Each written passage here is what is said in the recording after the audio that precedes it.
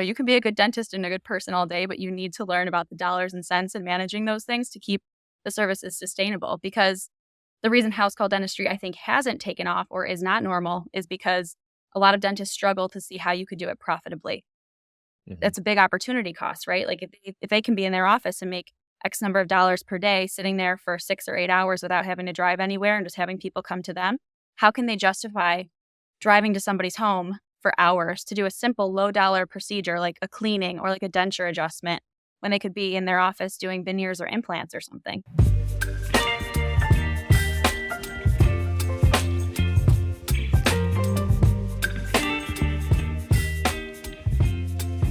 Our guest today is a fellow Buffalonian that cares deeply for the patients of Western New York.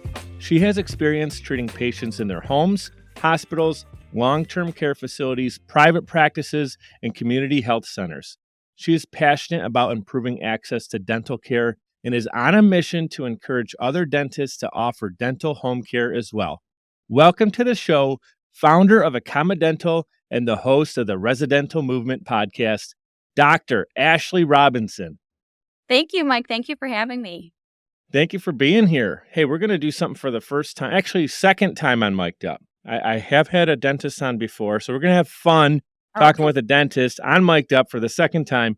It's a challenge. I know a lot of people don't think dentistry might be the most entertaining topic, but this is a show about entrepreneurship, and you have a beautiful entrepreneurial story, and you're doing amazing things within your journey of dentistry.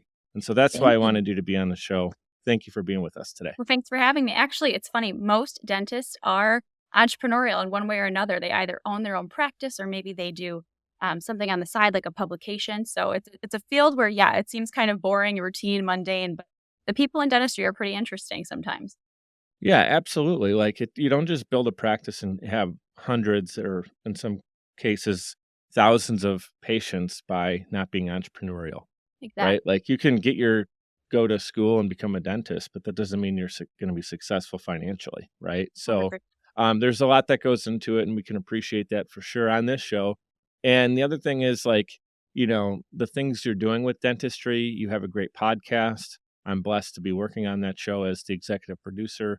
Social Chameleon, a little shout out to us, but obviously we're working together and we love working on your show. And I've learned a lot of cool things by having that opportunity that people may not know. So I want them to check out accommodental.com. Don't worry about spelling it. It's in the show notes and clickable.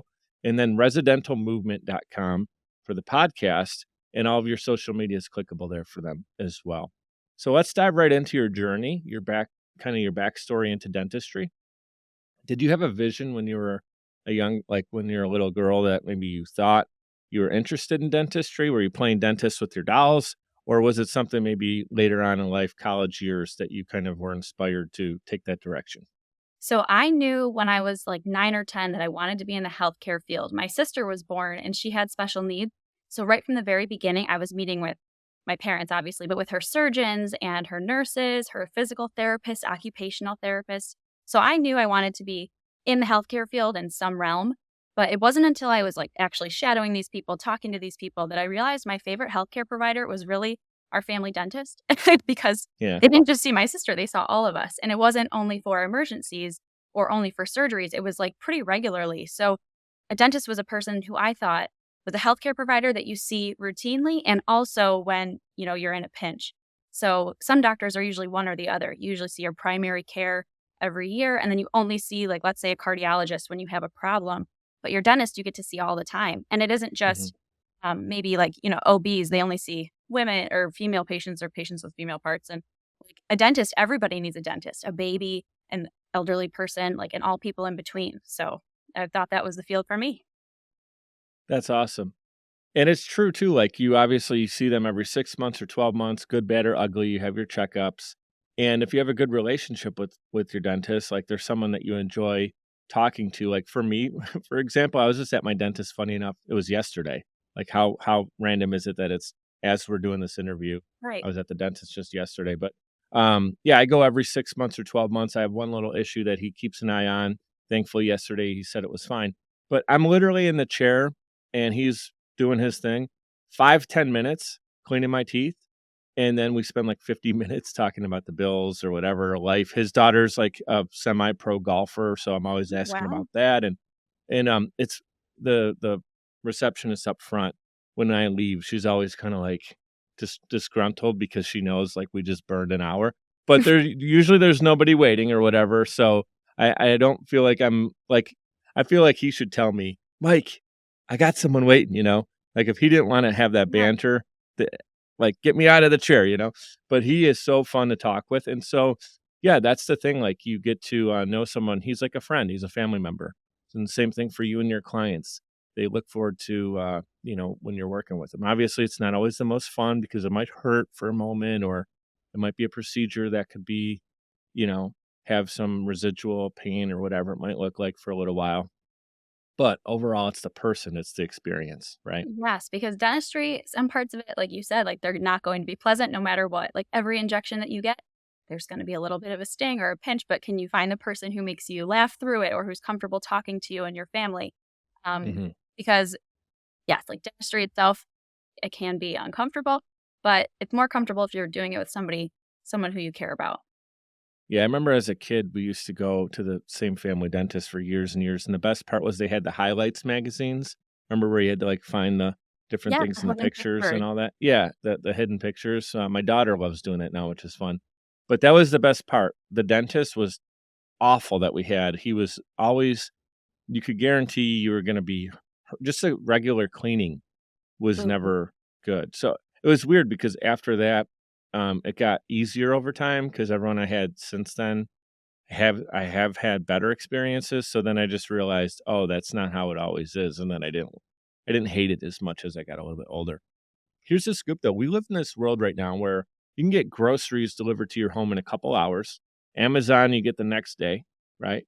Now your dentist, as you have a practice, it's mobile. So do you yeah. envision that dental home care can become the norm rather than the exception or a specialty service? So you said that I have a mobile practice, and that's true, as in I don't practice in a building, I practice in people's homes. But sometimes when you say mobile practice, people wonder, do I have a mobile van? Because that is one type of business model where a dentist might own a mobile dental van and they drive, let's say they park outside M&T Bank and everybody at lunch would run downstairs to get their dental work done. And that's one model, like a convenience model in a mobile van. And I do think that's becoming more popular. My practice specifically, it's mobile, but it's a house call practice. So I actually Yeah. don't possess a mobile van. I enter directly into people's homes. And I hope that that does become normal because there are so many people who can't leave the home. And that's what my practice is for. So my practice is not like really for convenience or for anything like that. It's mostly tailored to patients who cannot leave the house. Mhm. So I hope that dental home care becomes normal because our population is aging. I mean, it's only going to be more and more common that people cannot leave the house to get to the dentist. That being said, I still think if you can leave your house to go to the dentist, you absolutely should. That's the most efficient way to do things. All of the heavy equipment, like the around the head x Mhm. ray machine, the same day crown milling machine, there are machines that I'll never be able to bring into people's homes. So if you can get out of your house and go to the dentist, you absolutely should. They can do more complex procedures than I can do. Going to the dental office is the ideal way, and I think that always will remain ideal. My hope is that house calls become more common for patients who can't access them because Mm. if you think about people who have special needs or maybe people who are older adults, they have in-home physical therapy, they have visiting nurses available to them. People at the end of their life have hospice care, and it's just kind of crazy to me because technology's come so far that house call dentistry really hasn't become normal yet. And I hope that it does because someday when you and I are older and we have a toothache, we might need Mhm. someone to come to our house. That's great. I knew that you were specializing in clients who weren't able to get to the dentist, whether it's for driving reasons and or just their overall health, where they couldn't get in and out and they're not very mobile due to a number of reasons.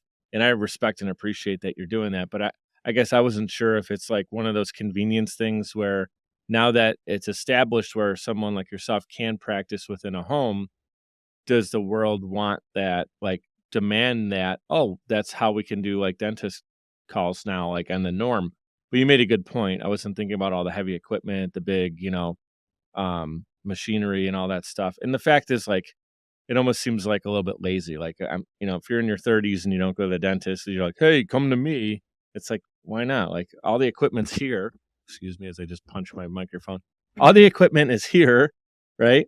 Just come to where the equipment is. I guess that does make sense. Well, But I'll be honest with you. You're not the only one that's asked. I get phone calls all the time about convenience, and it definitely there is a demand for it. It's just my particular business model or my particular mission isn't in line with that. But yeah, there's definitely the demand for the convenience of dentistry, and house call dentistry is most popular in really affluent communities like Southern California, New York City, where there probably are like celebrity or really affluent clients or patients calling people saying, "Hey, come do my veneers in my kitchen." I have my own like ethical dilemmas with that and everything else. So I'm just going to keep my practice into the helping people who can't get out of the house range. So, yeah, but you're right. There is a demand for it. And there are probably some dentists who are meeting that demand. I just think societally, it would be most ideal if everybody could go to the dentist and reserve the dentist house calls for people who can't get out, just from like an efficiency public health standpoint. That's yeah. just an opinion. But yes, it's possible now to do a lot more at home than you ever could before.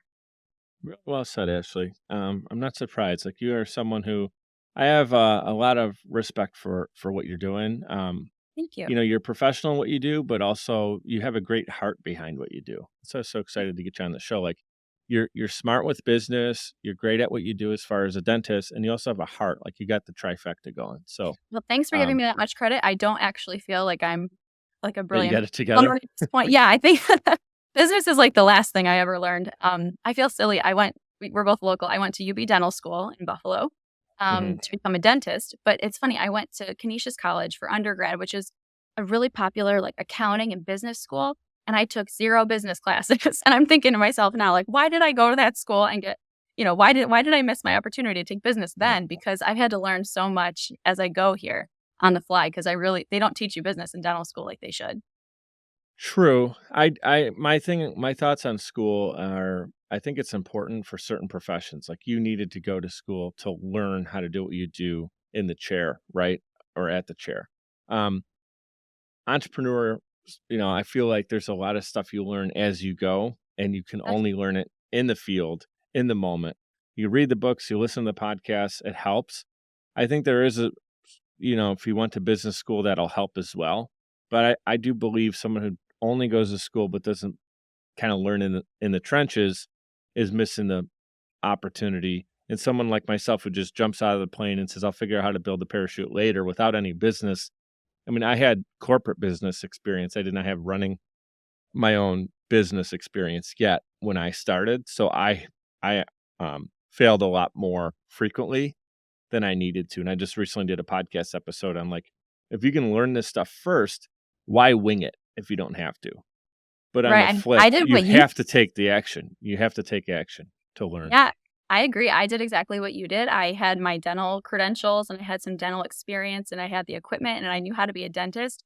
I had no clue how to run a business and I made a lot of mistakes in the beginning. And Mhm. I'm like you. If I can give somebody a tip early on to help them avoid any kind of error that I made or save some time that I shouldn't have had to spend or something like that, I would totally do it because I do wish that, I had a little bit more knowledge coming in, but honestly, I'd rather have people trying or people who care to provide services or create products and people who feel called to do those things, even without formal education, like go for it. You can absolutely learn it on your way and don't stop because you don't have that formal education. That would be the worst thing, right? Right. And you can always go back and get a little bit of it later, like get started, learn, grow, and then maybe you could take night classes online or something where you can Right. learn some of the business practices.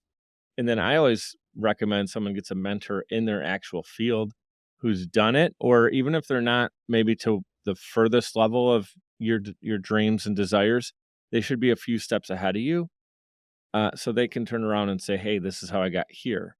I've had some mentors in the past, and I'm not trying to knock mentorship, but they didn't know anything about podcasting or growing an agency, and they're giving me some ABCs of business, which is great, but they were giving them for like maybe more of a product or something than a service, and it just wasn't totally in alignment.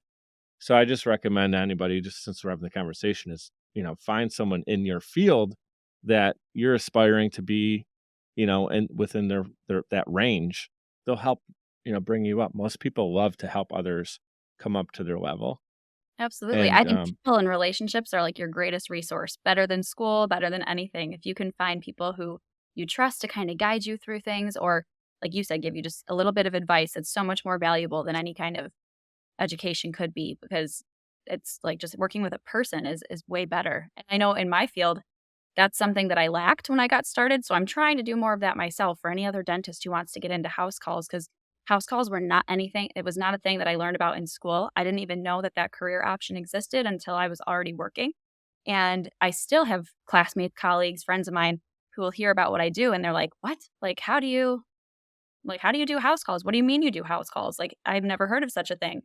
And it's yeah, so I'm trying to become, as you said, like, you either have to find a mentor, and if you can't find a mentor, like, become somebody's mentor and bring them along with you. And I'm sure you can learn from people who on either side, right? People who you're helping through a situation, or people who are helping you through a situation. So Yeah. people are like your greatest resource for sure. Yeah. But again, the idea is like you take action, you learn from it, and you get better from it. I know one of your recent episodes was talking about different things you learned by doing, which was I forget what the name of it is, but you spilled some stuff on your hands as you were traveling. Like it was like 4 hours to a client. You get there, and then they had an issue. They ended up canceling the appointment. Oh You yeah. went home. You made $0. Can you share some of the things you've Yeah, learned sure. um, Well, about in this experience? that particular story was an instance where in my very beginning of my business, I had never established like a travel radius, and I never established a minimum visit fee. So in both of these scenarios, a patient called from very far away who needed an appointment, and then they weren't able to cooperate during the appointment. I wasn't able to bill for anything. So because I didn't charge for the travel and I didn't charge for the procedure, it was a 4 hour long ordeal that made me $0. And then that's when I realized, like, wow, I really need to become a better businesswoman if I want to keep doing this. So, you can be a good dentist and a good person all day, but you need to learn about the dollars and cents and managing those things to keep the services sustainable. Because the reason house call dentistry, I think, hasn't taken off or is not normal is because a lot of dentists struggle to see how you could do it profitably. Mhm. That's a big opportunity cost, right? Like if they can be in their office and make X number of dollars per day sitting there for 6 or 8 hours without having to drive anywhere and just having people come to them, how can they justify driving to somebody's home for hours to do a simple low dollar procedure like a cleaning or like a denture adjustment when they could be in their office doing veneers or implants or something? Like, how do they make it reasonable for them? So it's part of, So let me ask you that question, Ashley. How do you do that? How do you stay profitable if you're driving? Do you have to charge for travel? yeah, so the way you stay profitable is you have to realize how many people you can see in a day, which I find to be like comfortably 3 or 4. And you have to charge like you see 3 or 4 people a day.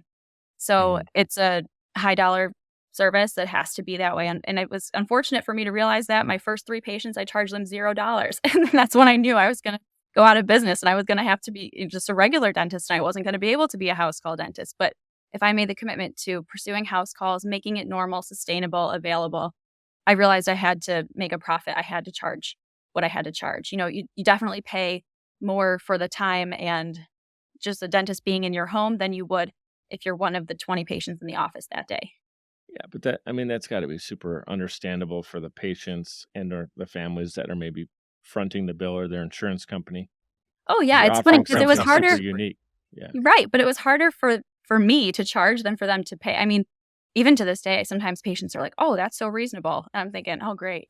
Like, so the patients are other people who are willing. They see the value. They see they're not, hiring a transport company or calling an ambulance to hoy or lift their loved one out of the house to then go wait in an office for hours to then squeeze into a tiny dental chair. Like, they realize the value of the time and the service, and they're more than happy to pay. But it was my own fear or my own insecurity around like charging and money and things like that that kind of held me back in the beginning. And then once I just said, these are my fees, this is what I have to charge, nobody gave me any trouble about it because everybody understood the value. It was me that was kind of getting in my own way there.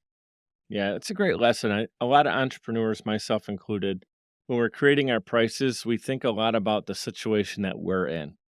And if you're starting out as an entrepreneur and you don't have a ton of investment money up front or capital, you might be kind of, financially making it work and you're pretty tight. And you're thinking, well, how am I going to charge like a couple $1,000s for a service if I couldn't even afford it?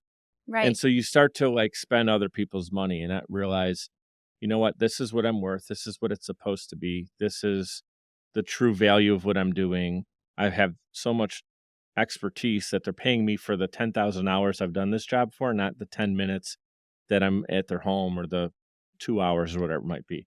So once you start to like get into the understanding of what your true value is. It does change the game. And the other thing I noticed too, you may have noticed this, is it's just as hard to sell a $50 service than it is a $500 or $5,000. Sometimes it's even easier for the bigger ticket items, from my experience, because you're typically working with someone at that level then, and they're making a lot of $5,000 decisions in a day without blinking. So you're just another one that's in the mix. Where a smaller company that you're working with or individual, they're not going to maybe have the budget for that. And that's totally cool and understandable. But that just means that like what you're offering is a little bit different, right? Right. Um, so that's a really good story to share. And I'm glad that you said that, because there's a lot of young entrepreneurs, and that doesn't always mean age young. That just means young in their journey. I just talked to somebody, Patricia Love. She was on the show for her third time. She was my first three-peat guest.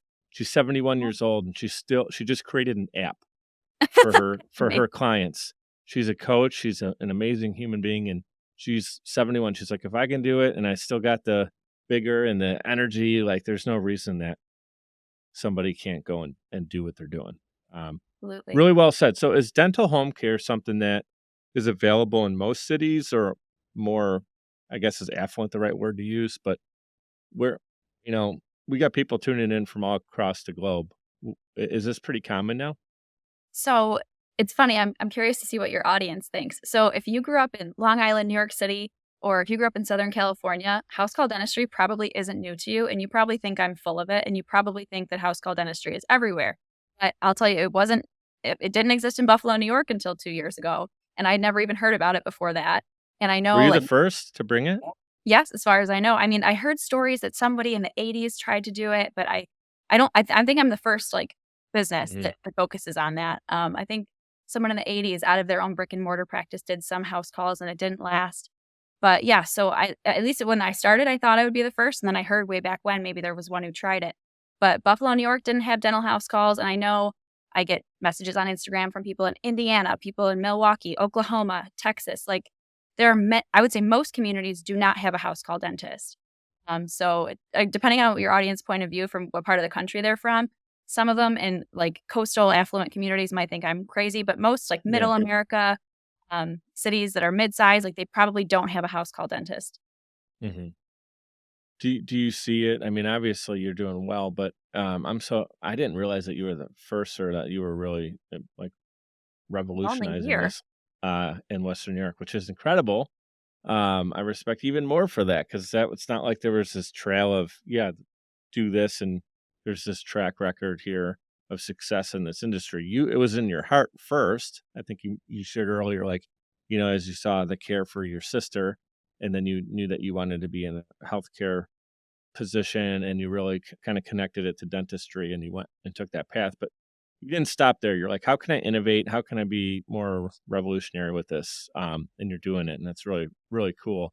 Appreciate you sharing that. What are some things that because you also did work in the office environment, you said, what do you like better about working in someone's home opposed to maybe the office environment So for I you will personally? admit, on occasion, I'll pick up like a 3-hour per diem shift at somebody's office nights and weekends, or maybe somebody on leave really quick on vacation, just because there are some things I can't do that I'll miss doing from the office. But no, I way prefer working in somebody's home because I get to Mhm. take my time. I get to know their family, them and their family. A lot of times when someone's calling because they can't get out of the house, it's actually maybe someone calling on their behalf, like a caregiver, a parent, or a child. So I actually get to know the entire family when I visit someone in their home. I don't have to rush. There's no waiting room with anybody tapping their toes, waiting for me, saying you're running 5 minutes behind. So I really get Mhm. to take my time. And even if it's a simple procedure like a cleaning or like a denture adjustment or a small filling, um, I feel like I can focus on just that one thing, and it's almost like doing, like, one act or small acts with, like, a lot of love. I just feel like I can focus on doing, a significant thing for that one patient for that time where it's undivided, and I really enjoy that about house calls, and I also enjoy the stories. I mean, a lot of people that I meet with, they're lonely. They haven't gotten out. They're not going to church on Sunday. They're not going to the grocery store or to bingo anymore, so they have Mhm. stories they wanna share and experience to share, and I get to hear that a lot of times. I'll hear, I heard a couple the other day talk about their 60th wedding anniversary, and, what they were going to do to celebrate. So I love getting to know the families as well as the patients, and then also being able to really take my time. The patients in this position that call me to their houses, they need a dentist, right? Like they are calling because they have no, at least like I said, in Buffalo, they had no choice before. A lot of them call, say, I haven't been able to get out of the house for 5 years. All of a sudden I have this terrible pain. I know if I tended to it sooner, it probably wouldn't be there, but I couldn't get out of the house. So can you please help me? And these people are very appreciative and very gracious. So I just think it's a great environment for me to not have to rush, deal with families, deal with appreciative people. And house calls allow me to make my own schedule. Because if I'm in an office, you have a team. Like you mentioned your dentist receptionist before. The receptionist, she's punching in at 7:30. The dentist better be there by 8 a.m. And there's moving parts and like accountability from a team when you're in an office. And that's great. And they have like 4 different dentists under one roof too, So there's a ton of people coming and going. Yeah. So there's a team that you're accountable to. And you need to have that many providers to be able to, run an office like that. That's so big. But I love house calls because there's nobody waiting on me other than my patient. So if I decide I'm not starting work today until noon, or I'm going to do all my work early in the morning, or I'm going to go out of town on this Friday, like I don't have to ask. There isn't an office that has to close. I'm not disappointing a team member who maybe thought she was working and now I cut her hours. Like there's nothing like that. It's way more flexible for me from a lifestyle perspective as well. So those are some of the benefits. What would you say are some of the challenges that come with it? So I would say family. I think the family is my favorite part, but can also be very challenging because I've been present during a lot of emotionally charged situations, right? People will call me toward the end of their loved one's life, or a caregiver will have me over and they're taking care of a parent, for example. So if a sibling is in around a holiday and a sibling says to the other sibling who takes care of mom, like, hey, how come you haven't taken her out to the dentist sooner? And then the other person can say, oh, well, you're never here to take care of mom in the first place. So I've seen siblings argue with each other, swearing about things. I've been around like at the end of people's life when there was a gentleman with a tooth infection and I could tell it was very medically fragile. He was not going to be able to heal very well from a tooth extraction.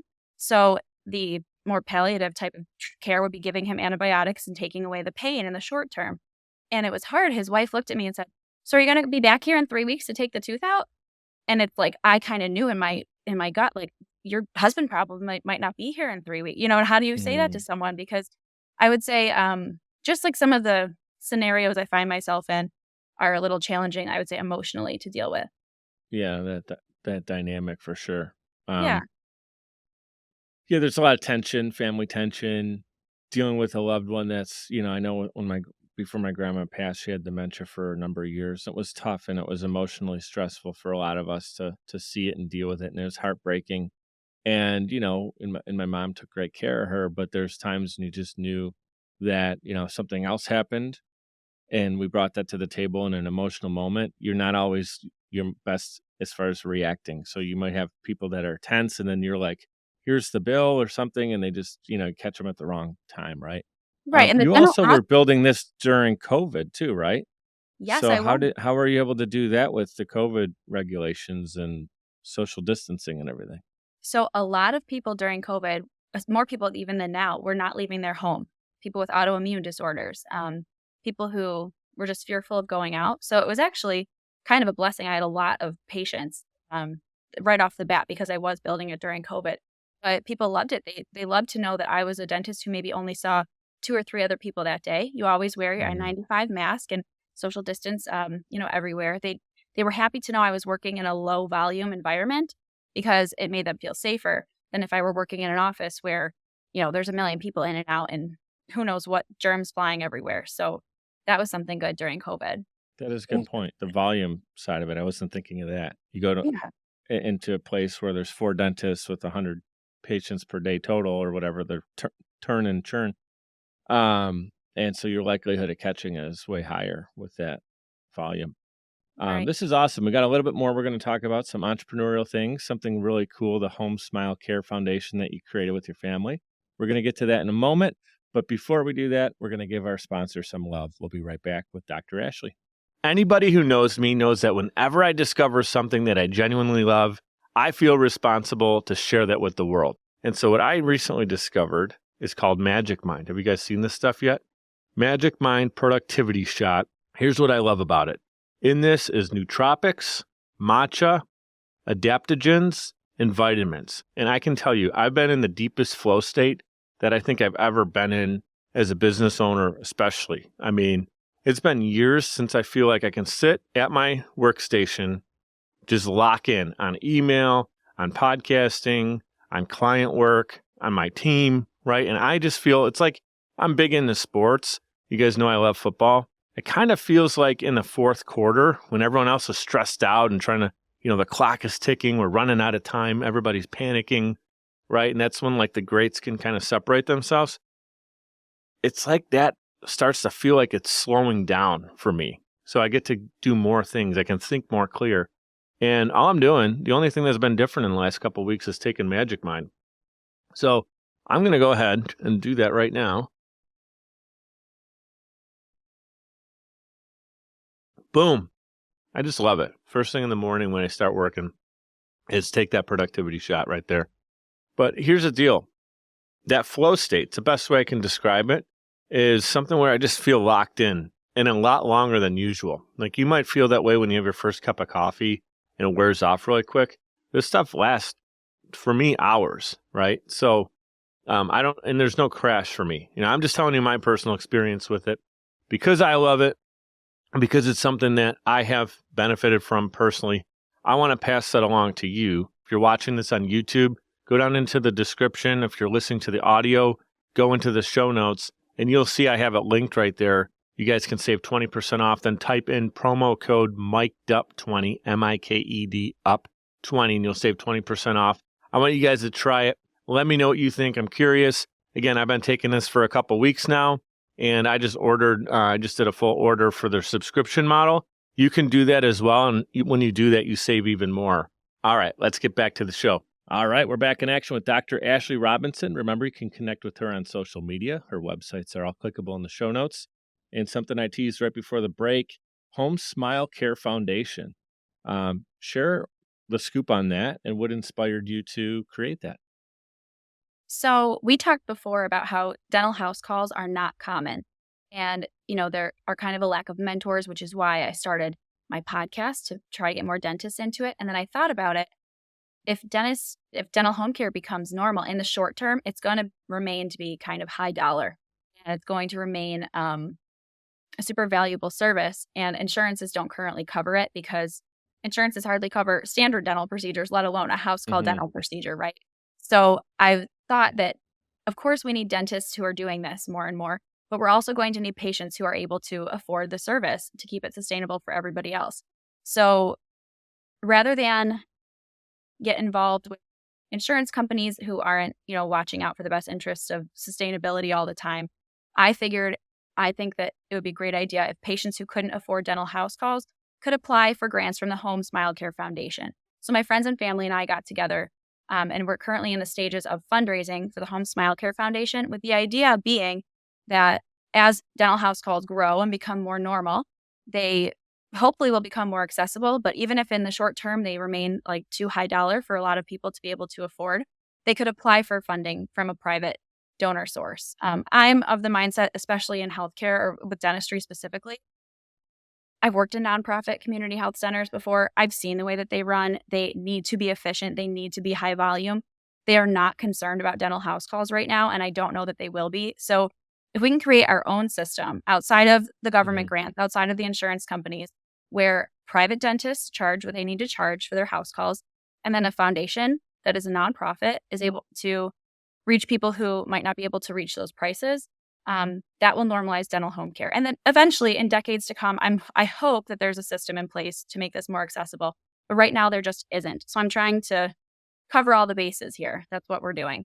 Yeah, this is awesome. It just keeps getting better and better. Your heart is in the right place here. And I love, I think about it's a tough situation for someone in their family that they're at home, they're ready to have a lot of mobility concerns, and life is tough at that point in time. They're dealing with a lot of, likely it's not, dentistry is not the only health concern that they have. And then the finances on top of it, it's like, a lot of people are thinking we're not able to do this, or, it gets kind of pushed aside. If there's something like this foundation, the Home Smile Care Foundation, that allows them to make it a little bit more affordable, you're helping out so many people, the families, and I really respect that. And I think that you're going to be successful, and it's just a matter of like growing that. It's a matter of awareness. So just keep doing what you're doing with your podcast, grow awareness around it. I know you mentioned that at the end of each show, and in the show notes as well. I'll have it linked for people too. Thank Can anybody go there and donate? How does that work? That's the idea. So right now, if you go Okay. online, you can use like your donor advised fund or a card, or just donate to the Home Smile Care Foundation. Like I said, we're in the baby stages. We're still fundraising, but it's all a Yeah. part of this bigger idea, right? Like I love doing dental house calls. I want more dentists doing dental house calls, and I want more patients who can afford dental house calls. So it's like we're just trying to make sure that can happen on a quicker path than it would if I think it went any other way. Yeah. And there could be some maybe sponsorship or partnership opportunities. Maybe a local celebrity gets wind of it and they really like the idea because maybe they're moved because they have a family member that can't get dentistry and they connect with you. Buffalo, I'll tell you, one of the things we got a lot of Buffalo love, you and I. I got my Bills mug instead of my Be Great, Be Grateful today. Oh, We're Bills. both Bills fans. Go Bills! And one thing we have that's very special that other places don't, we don't have the beaches. We don't have maybe the vacation locations like where you go there specifically because you're going to lay out on the beach. We don't have that. But what we have is amazing people and an amazing community. And you can see that directly here with Dr. Ashleigh. And so I do believe someone's going to catch on to this, and it's going to really continue to grow. Have you ever heard of Hope Rises? Are you I haven't. familiar? No, with Kate Glazer. I produced the first, I think, 8 or 10 episodes of her show. Um, she's got, I think, over 1 million probably combined followers on all of her social media, and she showcases all these really heart and inspirational stories. They don't always have to be local, but she's on the news a lot, and maybe I can connect the two of you, even if you just can be like one of her posts for the week or something, just to highlight someone from Western New York that's doing something from their heart. I I'll see if I can appreciate make that. that happen. Yeah, Thank you, because we talked before about our skills, and like I said, I have got the dentistry down, or maybe some like ideas and some offers for other dentists, and I'm trying to do a little bit, but marketing, advertising, like these are not my strong suits. Like I'm not completely like great at doing that. So I appreciate all yeah. the help I can get there. Thanks. Hey, we're talking about entrepreneurship. It's all about knowing what you're great at, putting yourself in that seat as often as possible in those other areas that you know are important, but maybe that's not your cup of tea or your expertise. You just continue to fill that in with other people. Um, and as you grow, you can get more people on board and you can even continue to have a budget for that and your team grows. So you're doing it the right way. You're organically building this. And I can tell that from where it was an idea in your head just a few short years ago to now you have, you're even grown to the next level. That's actually my transition. You built the company Accommodental, you have your podcast, you have the foundation, and you're like, I still got a little bit more energy left in me. Talk about the dental house call practice academy that you just built.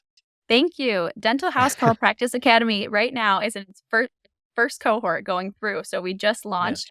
It's an online program for basically everything I was looking for when I first got started, just teaching people about dental house calls, or what equipment would I buy? How do I build a business? Like, this is a course I made for dentists who are looking to become self-employed, like most dentists are, but might want to do so in a different kind of practice model like mine. And Mhm. so many people reached out. How do you do this? What the heck is this field, dental house calls? And so that's what Dental House Call Practice Academy is for. It's for dentists who are interested in pursuing a career like mine in their own hometown. Because, like I said, we need to have patients who have access with the foundation, but we need more dentists on the ground doing this. And not enough dentists know that this is a viable career option. And I guarantee if they knew about it, and if they knew how simple it was to put into place for them, and what a wonderful lifestyle this would be for them, and like how much value they could bring to patients, I know more dentists would be doing this, like absolutely. But I think it's an issue, you mentioned before about awareness. Like dentists just don't know that this is a career opportunity available to them. Mm. Dental House Call Practice Academy is a course that exists to address exactly that. It's to teach you how to go from being an associate dentist or maybe a new grad into a dental house call practice owner. That's awesome.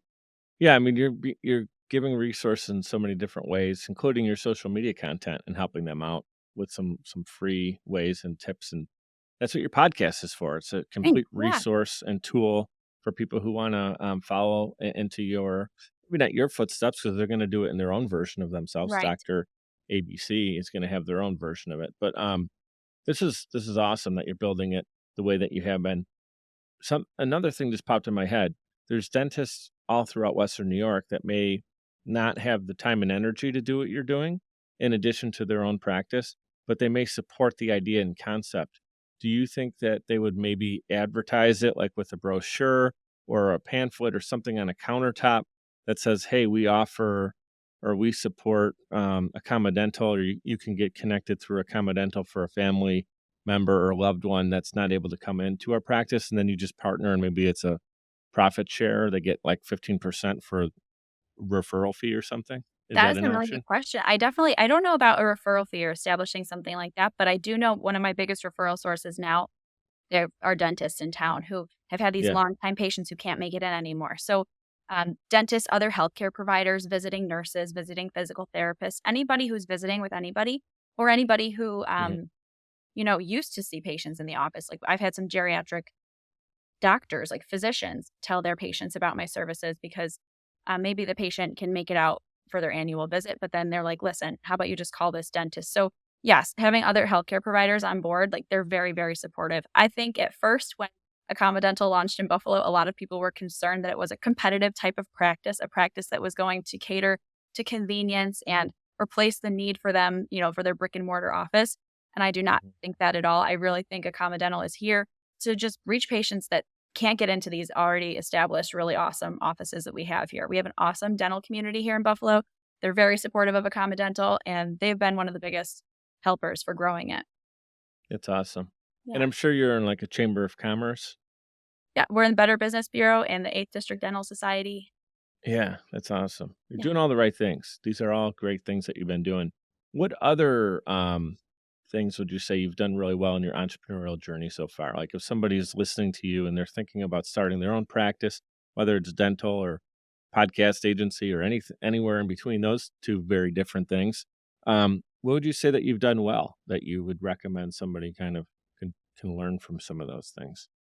That's a hard question. Man, I should have, Yeah. because that's a tough one. I If think I what I've asked you done your pitfalls, you'd probably be like boom, boom, boom, boom, boom, boom, boom. right, But I'm like, I could tell you a million things I've done wrong. I can tell you my weaknesses. I think I think I'm a good dentist, but beyond that, as far as entrepreneurship goes, I think that I've just started. I immediately made the decision that I'm not going to rely on security. That's another blessing of starting my business during COVID. I saw a lot of dentists who appeared to be doing very well had to like shut their doors, or other dentists were furloughed, and the illusion of job security elsewhere completely wore off. And I think that just being a little bit fearless about the start would be my advice to people, or something I think I've done well. Like I didn't know a thing about podcasting. I've never taken, a media class. I didn't know anything about it, but I decided yeah, that it was something I wanted to put out there. I didn't know a thing about doing house calls. I decided to learn it.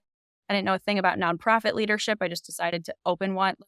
I'm just deciding to start and then learning as I go. And I think that's a really good thing. Now, one thing I it's should not incredible. do, I can't spread myself any thinner. I'm good. I've got my online thing, my actual in person practice, and the foundation, and I think I'm good there. But planting seeds, getting started, and raising some awareness to this stuff.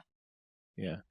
And I know it's like when you're doing all that stuff, you don't necessarily, most people, I should say, I'm not saying you don't do this, but they don't reflect on it as much as they should or could, or that'll be even beneficial. And that's why I always focus on be great. As you mentioned, you said you're a good dentist. I'll correct you and say you're a great dentist. And then the gratitude piece of it is actually reflecting back on all these amazing things you built. And the thing that you did was you decided you were going to go and take action and figure it out when you didn't know something or you ran into a wall. You figured out either there's a door somewhere in there or you had to back up and go around it, But a lot of times there's a door on the wall and people just decide to hit their head against the wall. It's like, oh, you'll walk right through there. There's a different way that I can figure this out. I And know you've that done all of that. what you did. I mean, Yeah. you were in media and then like chose podcasting, and it's a journey for all of us, right? To find out where we're gonna end up or how we're gonna Yeah. fall into it. So share a little bit. You talked about podcasting being something that you were ambitious about and started, and I commend you for doing that. And the other thing I'll share too, not this isn't a, just to give us a little shout out or whatever, but after I think 26 episodes was it, you finally said, I think I need a little help with this, which is a great thing to do because you're doing like 4 or 5 different things and you didn't want to stop podcasting. So you just said, I'm going to partner up with a company to have them help with the production and everything, which was smart on your part. So talk about some of the things you love about podcasting. Why do you choose to do this in addition to dentistry? So I am a podcast consumer, and I mentioned to you a lack of like formal business education or media education. I learned a lot through podcasting, a lot. And I thought, what a great way for me to provide free content that I didn't think required as much initial setup or, to me, I felt like podcasting was the quickest, most efficient way for me to get my message out there about dental house calls. And I loved doing it. And I learned, I took a DIY course and I learned a lot. I got myself started. But the toughest part for me was the time, the follow through, the production, the show notes, like everything else that goes into a podcast, right? You and I are sitting here and we're having an awesome conversation, and then people will get to listen to it, but people aren't going to see all of the steps that go between our conversation and the actual launch of the episode, right? There's a lot of production that goes into it. So Right. that's exactly why I heard about you on another podcast. And then I decided, like, oh my gosh, he's local. Like, I got to reach out to this guy. And yeah, you've helped me a ton because what I was able to do that I wasn't doing before is stay consistent. Hmm. Before I would have a podcast episode in mind and I might write and record it, but I probably didn't edit it. I probably couldn't post it. And I was only posting, I think, yeah, after a year, I think I had 26 episodes. That's about every other week. And I really wanted a weekly show where I was like, I need some help here. So I heard about you, your services, and you guys have totally helped me save the time. It's funny because like I learned how to edit my podcast.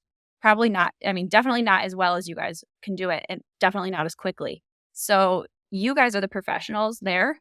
It's like I really trust that if I give you guys like, here's the Yeah. raw materials, take it, use your expertise. You can do this more efficiently, more professionally than I can. And it allows me to stay consistent and just take something off my plate. Yeah. Thank you for sharing that. Well, the whole idea is that you're a dentist, you're building a business, you're an entrepreneur, and you have the foundation and things that you're spending time when you're with your clients. That's your magic zone. Like that, you're doing what you're called to do. You're on purpose. And editing a podcast, although you're able to do it and you figured it out and you've even done a good job with it yourself, it's not the best use of your time for what you're doing. So that's really what we're created and excited about is helping other entrepreneurs be able to grow their business.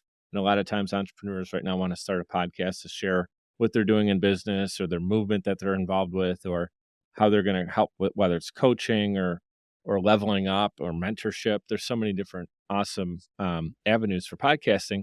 And we also work with a lot of organizations that are doing amazing things.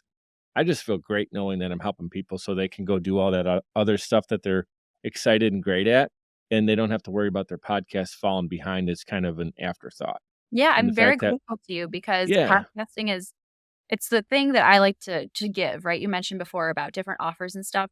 It costs mhm, $0 for people to listen to my podcast. I hope that there are a million more house call dentists, even if they never buy Dental House Call Practice Academy or they never donate to the foundation. Like at least they heard the podcast and that might be the thing that plants, something in their mind to help them start their own practice. And I didn't have a podcast to listen to when I first got started. So if I can just create this thing for other people, like you're totally helping me do that because I might have had that idea or ambition, but I definitely couldn't be consistent without your help. So thank you for yeah. doing that. Well, cheers. I mean, a mutual love on that. Thank you so much. Again, residential movement. I'm emphasizing the dental, so not residential, residential movement. You guys can find it on all the popular podcast apps. Ashley does a great job preparing for it. It's a monologue style show. Sometimes she'll have a guest on, but there's a lot you can learn from. So if you're a dentist right now and you're interested in everything we just talked about, check out the show, Residential Movement, and she gives you kind of the keys and different things that she did well, things she's learned from, talks about the foundation and obviously the academy. So check it out, Residential Movement. Thank you guys for being with us all the way till the end here, whether you're tuning in on Apple, Spotify, YouTube. We love being having you with us. I mean, the podcast is fun. I enjoy talking to people like Dr. Ashley, but without you guys hanging out with us, there is no show.